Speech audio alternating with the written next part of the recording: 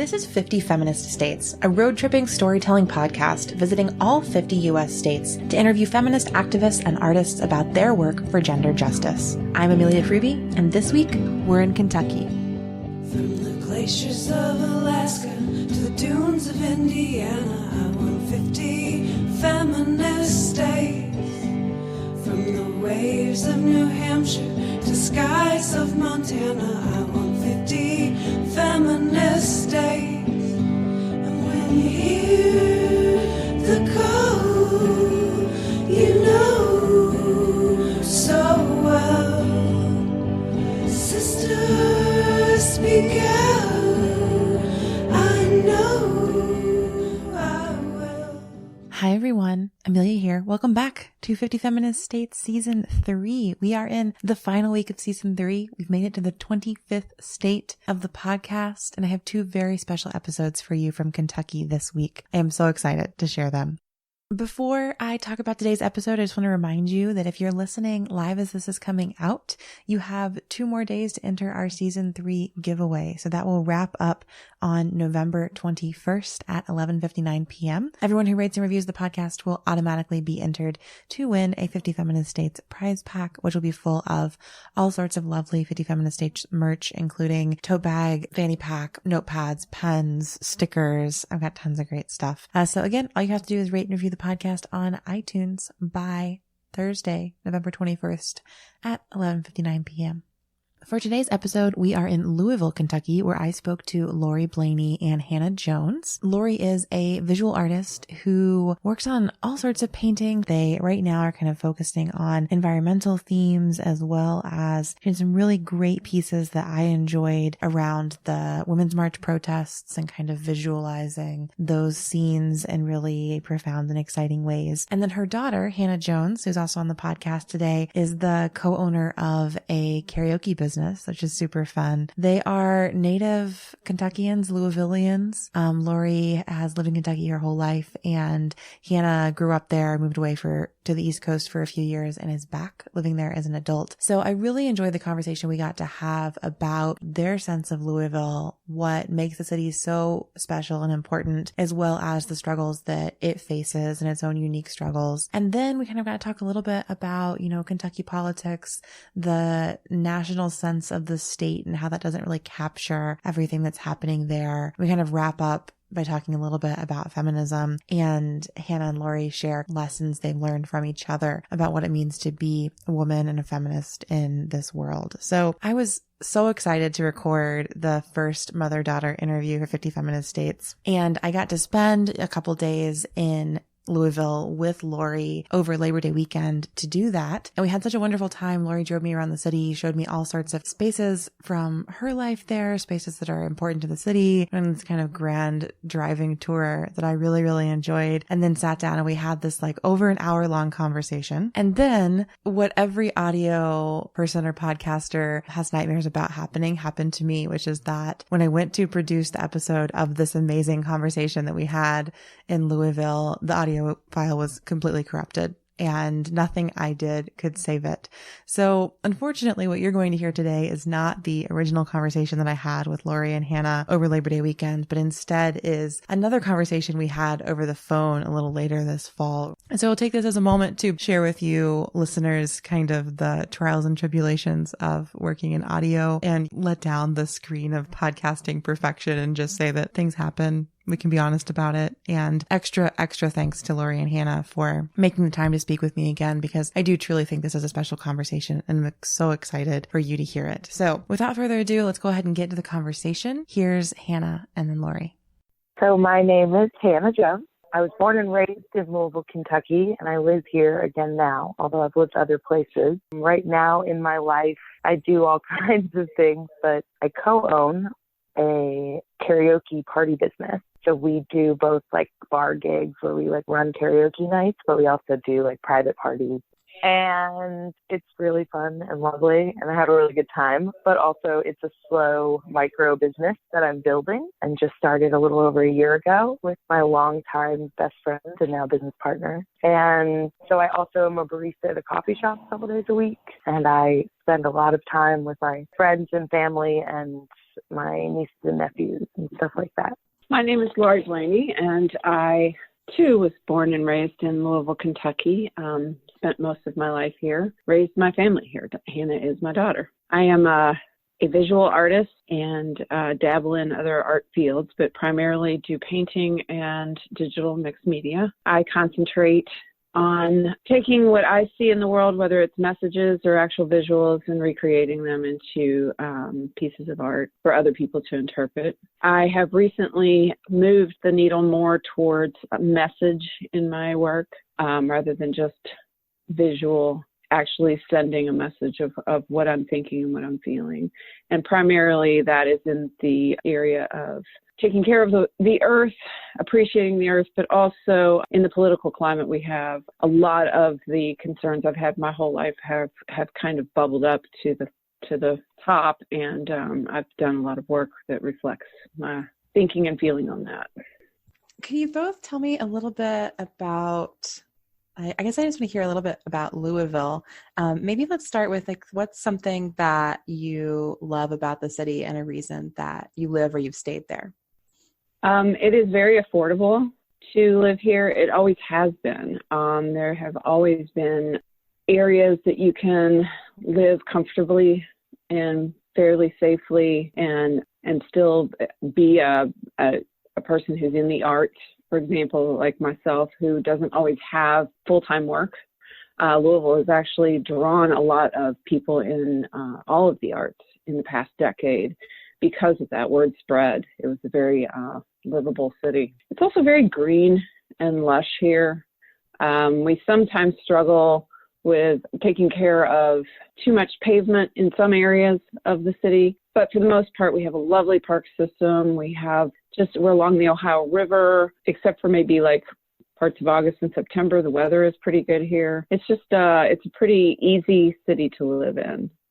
Yeah, I agree. I mean, I think all of those are big reasons why I moved back here. I had been living on the East Coast outside Boston and in New Hampshire for several years before my husband and I relocated back to Louisville 5 years ago, something like that. And a huge part for me was the cost of living. You know, a lot of the things that my mom said were all like big draws for me as well. I also particularly was drawn personally, not surprising that I became a small business owner myself by this, but that we have a strong small business culture in Louisville. I think partially because of the affordability, therefore, you know, just like overheads in general to start projects are lower. And we're pretty supportive of our small businesses.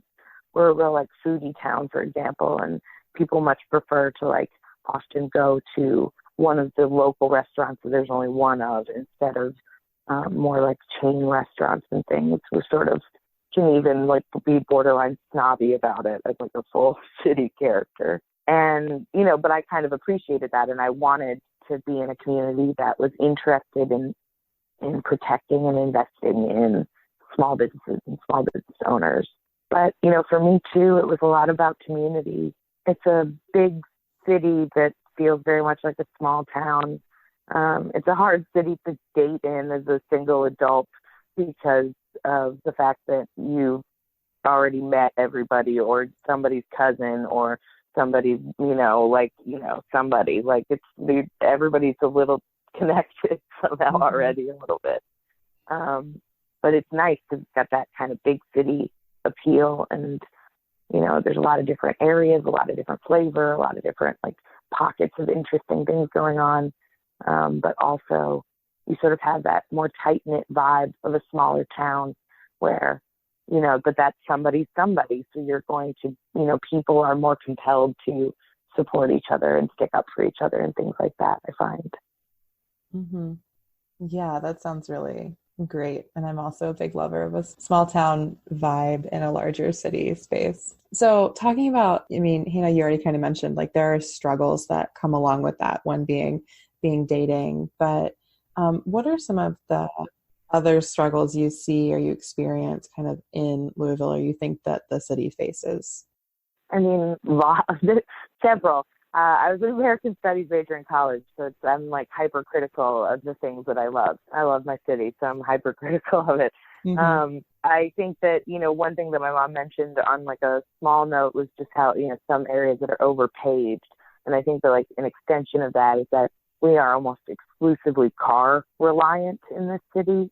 Mm-hmm. And we are extremely vehicle reliant at either way, because we do have a bus system that's like a public transportation bus system, but it's notorious for being late and unpredictable, and it also just isn't very comprehensive. Just over the years, they've cut it back and back and back, so it hits the main arteries, but that's about it. We are very car spoiled in this town. We have lots of parking lots. You can always find a parking space. People actually expect to park for free. And it's been that way my whole life. And so now it's gotten to the place where everybody has a car, every individual, every 16-year-old, every college Not student, just every household. Right. So now the traffic is getting worse, but I just traveled to the West Coast and I saw real bad traffic there. So we're still good there. It's just True. that, we could definitely improve our transit system. And I think my gripe too is like an extent is even extended beyond just like how it has clogged up and gotten sort of like more dangerous and more like anxiety inducing to drive around in town. For me, a lot of it too is just the sort of central focus on design for the ease of car drivers instead of designing our roads and our transit systems to prioritize people that maybe choose not to have a car, and think about how do we calm traffic actively instead of prioritizing speed of getting a car from farther away to closer in or whatever, right? Like that's, I feel like so much of the choices that we make in that regard are to make life easier for people who choose to drive everywhere. And that's partially, by like, we can't help it because we've all existed in a community now that's been entirely designed around car travel. So we all are car owners because that's what you have to be almost in order to, I don't know, I guess have any like shot at any kind of upward mobility. I think is definitely an argument to be made. So there's that. I think we struggle historically. We've had, we're a fairly diverse city. But historically, we've always been residentially in particular quite segregated. We have a bad history of redlining practices in our housing, which I think, is true for a lot of America, but definitely true for us. And that, has like, we are not,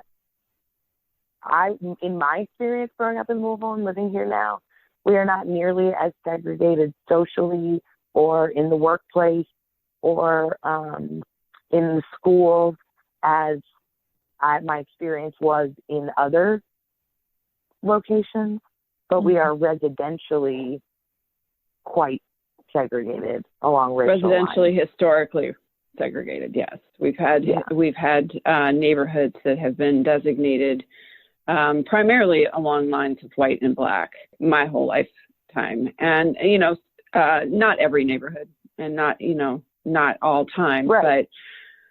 But pretty much so. And we're definitely experiencing growing pains with that now because there's a lot more mixing of those neighborhoods now going on, a lot more for various reasons. I think in some ways, I think that we are also starting to mix economically, and that puts a lot of different people together, and then that creates people wanting to move to the same neighborhoods for the same reasons. We have new generations coming up that went through, they started a busing here in the 70s. I was a part of that. And then from that, they traveled to different ways of integrating the school systems. And I think, the positive results of that, one of the positive results of that actually is that people do know people from other neighborhoods now. Whereas, I was at the beginning of that. Hannah was, in the middle of that. And so she had a much better experience of meeting people from all over the city than I did. And I think that does have a positive result in that you then start branching out more and feeling more comfortable in all areas of your city. Mm-hmm. Right.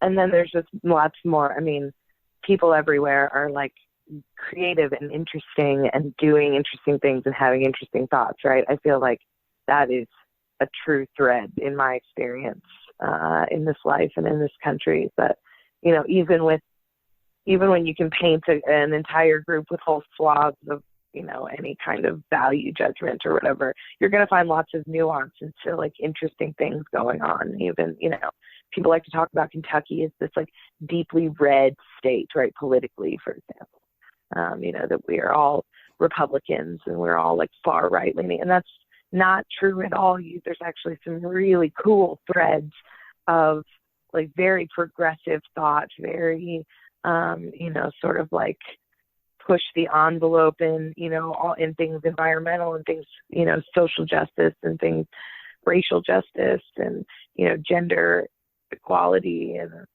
you know, sort of, and like, you know, pan-gender equality, you know, so I find that that was nice about growing up in that environment that I was talking about. Like, we did have a lot more sort of, in my generation, I felt like there's a lot more bopping around the whole city. I sort of like have had friends that have lived in just about every neighborhood.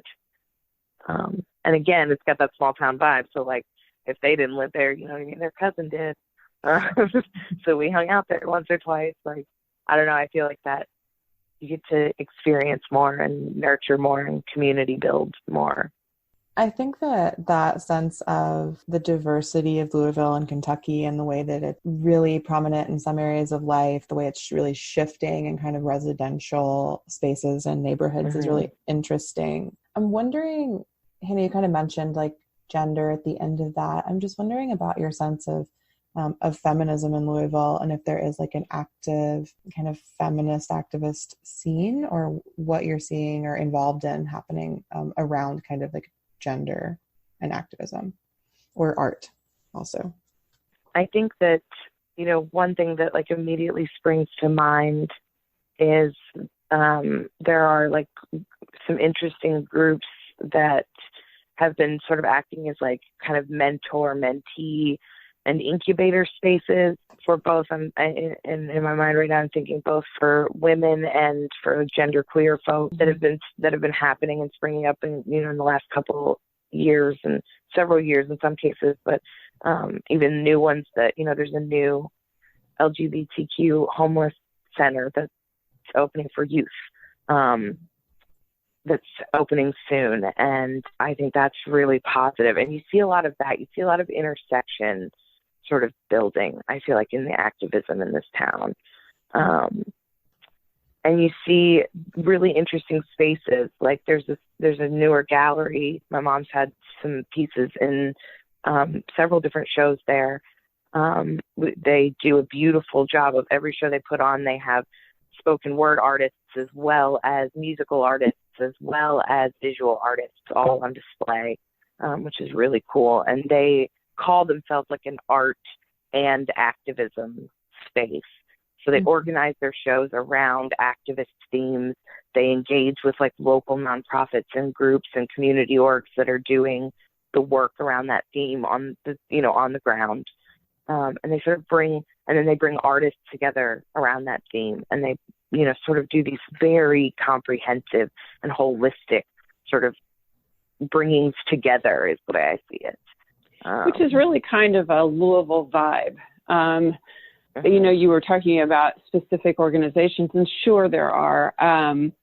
But for the most part, what Louisville does, and what I've witnessed anyway, is that we're a pretty caring city, we're a pretty compassionate city, and we're pretty kind to each other too. Not always. I mean, we can certainly think of examples where that doesn't ring true. Every city has those issues, but for the most part, one-on-one, we're kind to each other. And what happens in Louisville a lot of times is that change like that, or growth like that, or taking on causes like that happens in a more organic way rather than form a group with a clear name and get followers to then make change, so that you might have a lot of crossover. That almost tanks it around here. Like if it's too formal. If you come up with a tagline and a leader, people might pass it by, but if it's more of a groundswell, you will see a lot of the community come forward. Laurie, do you have an example in mind there for people listening who maybe aren't familiar? Sure. I mean, for example, and this kind of hits on both notes, but recently we have a bridge there used to be a railroad bridge that they converted to a walking bridge to connect to the Indiana side of the river. The Ohio is pretty wide here, and we didn't have a whole lot of interaction between the Louisville side and the Jeffersonville, Indiana side. And so they created this walking bridge. Now, it's kind of an interesting phenomenon because it's just a bridge, but any time of day or night, there are people walking on it. And it's become a real Louisville connector. It's become a place that belongs to everybody. And recently, a couple months ago, somebody wrote a racial slur in a spray paint on the bridge. Somebody took a picture of it, put it on Facebook. It kind of went viral. There was just a big groundswell about standing up and just showing that this is not our city. We're not going to stand for this. And people from all over came down on the next Saturday and stood up against that kind of nonsense. And they also turned it into an event. Mm-hmm. So, I mean, they were able to kind of capitalize on that groundswell. And then the mayor came and there were speakers and they had a name for the day and all that kind of thing. And that was great. That's the kind of thing that actually does work here. Mm-hmm. But if you were just to decide no more racial slurs painted anywhere and we're going to form a group, come meet us, you have to have a cause, an immediate cause to get the groundswell going. And it was a great turnout. So that kind of instance, I guess you would say. But as far as more organized activities and groups, as far as feminist voice for me, I mean, I have been going more towards the galleries that give women a better voice or a stronger voice in the community. The art scene has traditionally been run by men and has produced more men into the field as selling artists. But like Flux, they're just interested in the person. They're not interested in your gender. I mean, they're interested, but I mean, they're not, they just want to represent Louisvillians. That's your only ticket in there, really. And Flux is the gallery that I mentioned earlier. That does the art and activism. No, I just wanted to clarify. No, thank you. It's 1619 Flux, Art plus Activism, and they're even changing some. They're changing exactly how they do things and morphing and growing because they've been so positive, and they do draw people from all over the city. But I think that values or causes like homelessness and economic equality, those are feminist values. Those are things that women need to be paying attention to and promoting. And the more that are involved in these, the more people that are involved in these things, but especially the more women, the more that we rise to be the activators and the people who make decisions. And so we get to put our flair on how this is done and not just do it the same way it's been done forever. And again, you see a lot of sort of like what you were mentioning, Mom, you see a lot of kind of more like coalition building and lots of sort of like multi-group efforts. So when you have even like a local chapter of a national sort of activist group like Mi Gente, right? When the current sort of administration's policies with as regards to ICE were being ramped up and people were furious at, the sort of Gestapo horrific way in which we're using this. We've, deputized this entire agency to terrorize families largely based on skin color and, accent or whatever. It's all very nebulously racist and, gross. Anyway, so there was a huge groundswell of, there were local groups, there were local socialist groups, there were local, Black Lives Matter got involved, there were local activists from Mi Gente, there were, other local groups that have organized that are, sort of individual. I'm thinking of like a youth there's youth-led groups, and then there's pops up Abolish ICE Louisville, right? And so it's like all of these sort of interconnected, kind of lots of overlap in the Venn diagram amongst members, because their members sort of see like, this is a feminist issue because it is targeting, because women are particularly targeted as victims of these policies. It's breaking up families and separating families, and that's a feminist issue. And you know what I mean? It's a racist issue, and that's a feminist issue. It's a classist issue, and that's a feminist issue. So there's like a lot of these sort of coalition groups, and so like a large group of folks all got together to occupy ICE and camp out in front of the local where we would do any kind of ICE detention in town, right? Like the jail that sort of would coordinate with that agency, and blockaded it, and people were arrested, and people came down and just, passed out water bottles to people. And there wasn't really like a central organizing thing. But then you see those same groups promoting like a local nonprofit that we have in town, like La Casita Center, which does a lot of like bringing in of food and diapers for the community, does a lot of, legal classes for the community, does a lot of language classes for the community, and all of those things. You know what I mean? I think that a lot of people these days are starting to see these are all feminist issues too. That like, unless we're all free, we're not all free, right? And so we've got to all get free. And how can we, when a flashpoint issue happens, because that's like my mom was saying, like Laurie was saying, that's great ways that Louisvillians tend to organize. The flashpoint moment will happen, and then we all start, people will throw down and rush to and help support and help signal boost and all of that. And that will then connect you with these other groups that are doing other things that are also sort of interconnected issue building and community building around issues and stuff like that. So that's what I see going on currently. Yeah, and that's so refreshing to hear. And I think just relates back to something that maybe both of you already mentioned, which I think a lot of people's, from like a national level, their perspective of Kentucky is just like Mitch McConnell, and like it just ends there. Which is why it's so exciting and important to hear about all of this, progressive, feminist, social justice work that's being done, and how much support there is for it in a space like Louisville. And I love hearing about kind of all of these different. And one side note on Mitch McConnell, I always tell people this story. Well, just one side note. I always tell people this story, but I grew up with a Ditch Mitch magnet on my refrigerator, which is a great slogan, but has never successfully defeated him, because a slogan doesn't encourage people to go to the polls. Just dear America, we're sorry.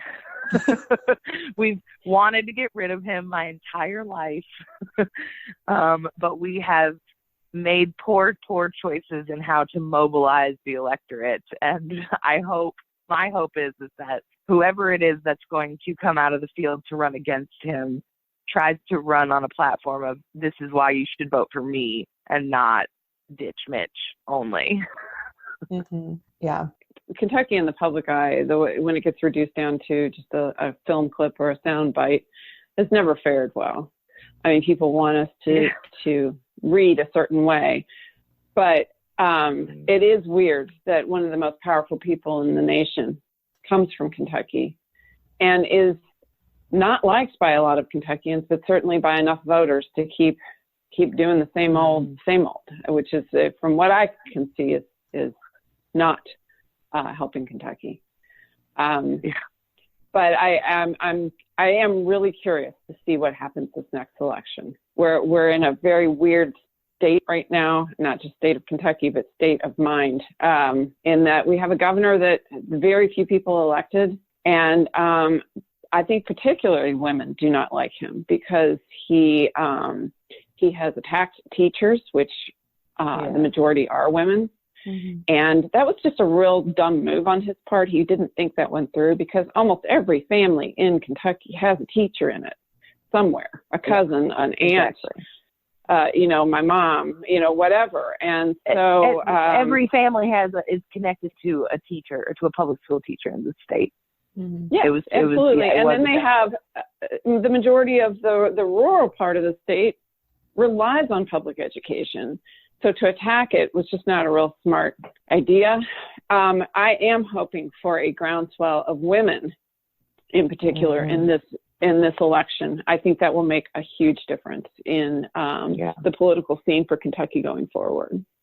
In particular, Black women and brown women. I think, white women white feminism can be kind of historically problematic in its ignoring of some of those intersections. I think, there's good swells of it now. There's good spikes in it now that people are voicing that and trying to, change, morph, re-engage well-meaning white feminists, on a broader vision and scale. But I agree. I think that the more we can also just as non-Black people or as non-Black women follow and listen to the leadership and center the voices of engaged and organizing Black women in the state and across this country really would serve us well. Right. I think the listening is the key. There's a lot deferring. Yes, a lot of ideas, a lot of voice that has not had its day. And that is probably one of the reasons why we keep going down the same rabbit hole.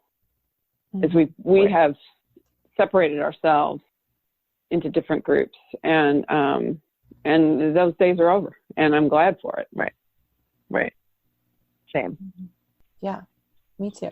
I'm so appreciative of all of this and so much perspective that you're sharing on Louisville and Kentucky that I think is so important to hear, because it does reject that sort of mainstream narrative that reduces Kentucky to these things. And I just thank you for kind of sharing your thoughts as people who are living in Kentucky, living in Louisville, and have spent, large portions or all of their lives there. When we did this interview the first time, I wanted to kind of wrap up with the same question, and maybe, I don't know if we'll get the same or different answers this time, but this is the first mother-daughter interview that I've had on the podcast. And I just wanted to ask if you would be willing to share something that you've learned maybe about being a woman or a feminist or even just a person from each other. Yeah, it was tough the first time you asked. And it's a little easier because I expected the question. Yeah. But my answer still stands to be that what Hannah has taught me, it's a real interesting thing, because to have been raised by my parents as a person and not a female, and I think they did a pretty good job of that, actually. They never assumed I wasn't competent in any area. I had to learn to take care of myself across the board. And because of that, I can use power tools, and I can balance a checkbook, and I can take care of myself across the board. I can do all kinds of things and face all kinds of things. I can sit down for a job interview, and I can bandage my child's hurt toe. But because I was raised as a person, that was an advantage for my kids as well. But where it comes back to me is that they are of a different generation, and they go out in the world and they learn new things about being female and come back to me with that. And what Hannah has taught me probably more than anything is to let go of the constructs of what a woman needs to be in the world viewed by other people, not only how you look, but how you approach. She's very sensitive to when you're crossing into that dangerous territory of reacting to a male world as a female. And she's really taught me a lot about that. But she's helped me to be very grounded in myself. And so whereas my parents started me out on the path well, my daughters really taught me to be that strong person, even in my adulthood, and to keep carrying forward with that strength and to stay grounded, to let go of those constructs of what a woman is supposed to be and just be myself. Thanks, Mama. I think that growing up in your household and having you as my mom, you know, one thing that really strongly comes through for me in terms of like what it taught me about being a woman is that, and sort of along the same vein of like what you were talking about, sort of being a jack of all trades, right? Is that I think that what we see in our current world and in our society is that women are asked to be and do everything, to do it all. And like, I really experienced that. You know, I had a woman in my life that was my primary caretaker that, you know, really had to sort of be a little bit of everything and have a little bit of expertise in just about every area in order to like help us navigate life. And, you know, I see that both as like an unfair burden placed on women, you know what I mean? Like we shouldn't have to contain all of the emotional weight of the world, the physical weight of the world, the, you know, all of the outbursts of the male, you know, community side of the world, you know, as well as all of the regular daily individual stuff that, you know, people would put on any adult human in society. But I also see it as sort of this wondrous thing that taught me that women can be such amazing, strong, you know, seemingly unending wells of more courage and more strength. We've had to be, right? The world has forced us to be, but like, it's, I wish I wish that the forge of the world could have, you know, we could have come out softer and still survived, I think, you know, but it's encouraging to know that we can be so tough and contain so much. And I really saw that in practice, just by having Laurie as my mom. Oh, thanks. I think we all teach each other over and over to also, you know, that to be all that you can be is great.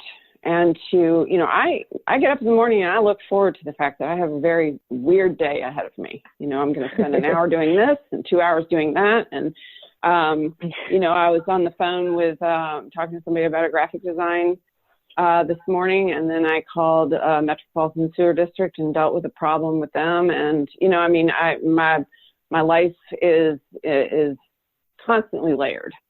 I love that. And what I think we teach each other through processing and through some struggle, but through talking to each other and leaning on each other, is that it's okay to let go of those people who don't want to meet you halfway and who don't want to applaud that in you and don't want to pull their own weight. It's not that I'm a hard ass or anything about, you know, pull yourself up by your bootstraps and get out of bed and get going. Not at all. I can be very lazy. It is more about just handle your own scandal and take care of yourself and get through the day. And it's been a lovely experience having other strong women in my family to tell me again and again that you're on the right path. And it's okay to let go of people who won't honor that. Right. Well, I think that's a wonderful sentiment to kind of wrap up the episode on. And I think a lot of people listening will really appreciate all of the things that you all have said, but definitely these kind of latter points about learning from each other and how important that is, as well as kind of like finding the people that will affirm and respect our paths. I like that lesson a lot. So thank you, Laurie, for sharing it. Sure. Well, thank you both so much for your time again. I really appreciate this. Awesome. All right, thank you so much. Thanks so much to Laurie and Hannah for being on the 50 Feminist Dates podcast and re-recording this wonderful interview with me. I appreciate it so much. After we recorded, Laurie sent me an email asking if I could share one more organization that has supported her throughout her artistic career, which is the Kentucky Foundation for Women. They're a nonprofit that's been around since the 80s and funds many projects for the progress of women, particularly in the arts. So I've linked to them in the show notes, and you can find out more information about their work there. We got one more episode coming up in season 3, also from Louisville on Thursday. Again, another reminder that you can rate and review the podcast on iTunes to automatically be entered into our season 3 giveaway. We are down to the wire. These are your last couple days to enter. So go ahead, take a couple minutes to head into Apple Podcasts and get that done if you'd like to automatically be entered to win a 50 Feminist States prize pack. Coming up on Thursday, we'll hear from Hannah Drake, a poet, performer, spoken word artist, writer, and activist also in Louisville. We had a really amazing conversation, so I hope that you will tune back in then. And until then, I'll see you on the road.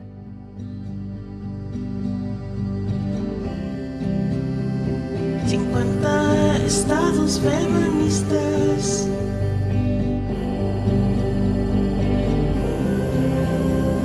50 estados feministas. 50 feminist state.